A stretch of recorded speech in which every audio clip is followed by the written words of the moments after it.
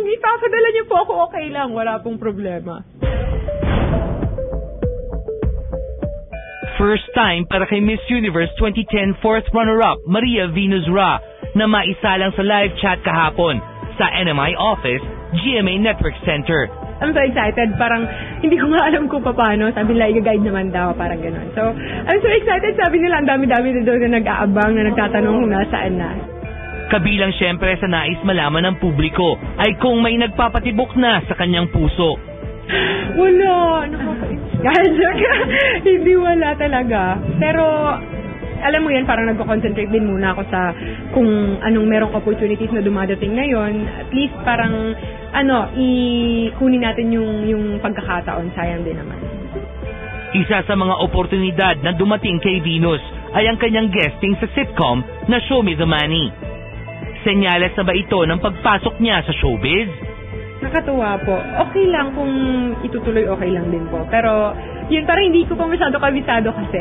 Pero, willing naman po ako na matuto na pag-aralan kung paano. Tatahakin din ba niya ang landas ng kanyang predecessor sa Binibining Pilipinas na si Bianca Manalo? Well, depende po yun sa pangyayari. Well, si Miss Bianca naman po kasi siguro tapos na sa contract. Sobra. At saka tapos na rin po siguro siya sa contract sa Binibining Pilipinas. Well, tingnan po natin.